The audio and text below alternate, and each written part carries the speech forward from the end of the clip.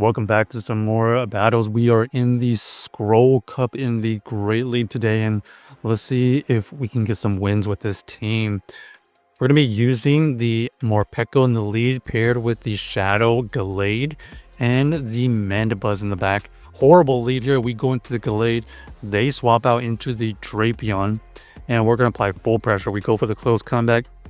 They do end up shielding, and they're just chunking away at our health. We're going to go for another close combat here, trying to get 2 shields. Down goes the Drapion, and then we're just racing. Oh, fainting on that move is really brutal because that would have gotten a shield for sure. Now we have to deal with this.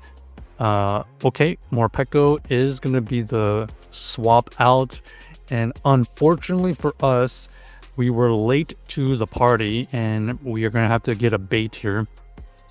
We fire off a Psychic Fang here. They call the bait, and now they are in the driver's seat. Unfortunately, we got to call this. Ends up being the Aura Wheel, and they take us out. So we're going to have to just hope this Mandibuzz is going to get to 2 moves because they're going to show the first one. We are running the Air Slash version. We are going to invest our last shield. We get to another Aerial Ace.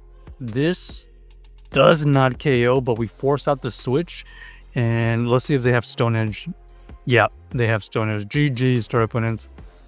Very, very tough lead to come back from. We had a chance, but unfortunately, our Morpeko was not winning us that match. Okay, next game, we got the Morpeko versus Medicham. Awful lead here. We're going to go into the Gallade. This is a Psycho Cut Medicham, but their bulk would have been pretty good against our Morpeko. They did catch it onto their Malamar, so we do have to try to get the shield back somehow. We fire off the Leap Blade. They decided just to let it go, and they're going to come back in here with the Medicham. So we are going to fire off another Leap Blade. It does grab the shield anyways, so that's not bad. We are going to go into this end game with a half health Medicham. It had a decent amount of energy. You can see right here, they do get to a move. Dynamic Punch is used, so they are dealing neutral damage. Here comes another Dynamic Punch, and unfortunately we see the Gastro in the back. Gastro here is going to look to get to 2 body slams. They do survive these Dark Pulses, or sorry, these foul plays. Even after that shield, they're still in a good spot.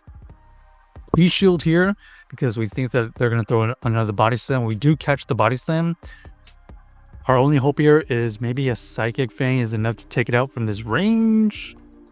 If we had Seed Bomb, obviously it would have been enough, but unfortunately the Psychic Fang, not enough to take that down. They're going to farm us down and take us out with a body slam. So maybe in hindsight, we should have stayed in, but the Gastro, really, really unfortunate for the backline, especially taking out that Mandibuzz. So yeah, we have a decent core of the Morpeko and the Gallade.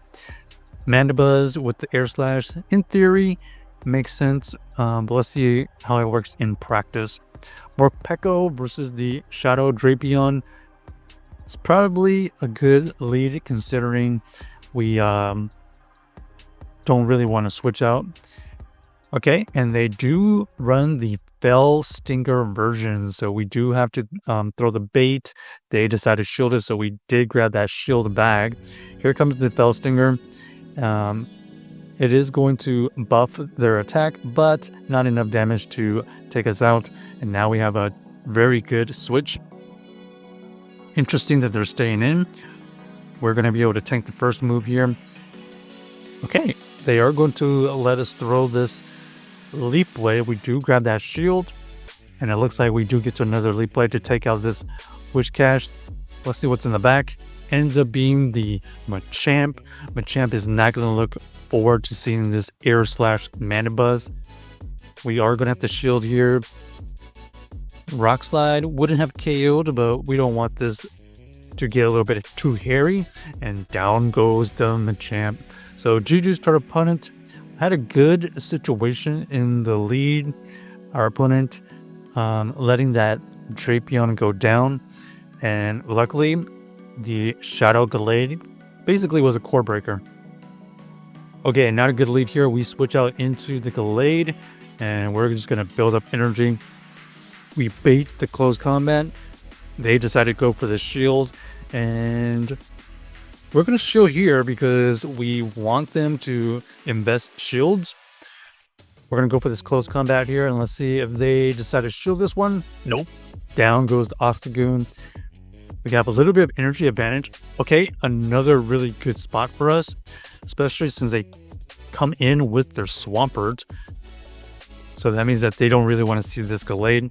We are going to shield because this Swampert is still fairly healthy. We fire off this Elite Blade. This is going to take out the Swampert easily.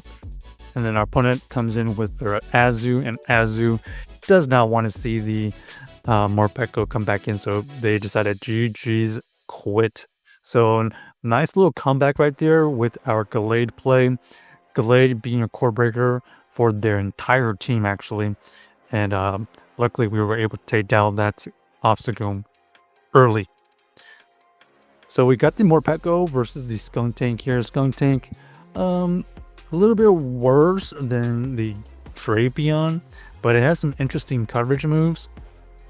They are going to be able to throw this neutral Troll Blaze and boost up their attack. So we decided to shield in order to get to this move here. This Ore Wheel doesn't quite KO, but it does significant damage. So much so that we can farm down with something. They go for another Troll Blaze, boosting their attack. So our Shadow Gallade takes a decent amount of damage. And they decide to come in with their Chestnut. So Chestnut is not really a counter to this Gallade. We go for the close combat, and now we're in a really good spot. We have this Gallade versus the Quagsire. Easy shield right there. So we're just going to switch out and apply the pressure. We want them to use as much energy as possible. Stone Edge is revealed, so they have to use a bunch of energy. We're going to keep on spamming our moves. Foul Play does roughly 20%, and all we have to do here is let this go. They decide to go for the Aqua Tilt. That is not enough, and we get to another Foul Play. This Foul Play is going to deal a little bit over 25%, and down goes their team. So GG's to our opponent. Check out the team if you haven't already, and let us know if you enjoyed the video.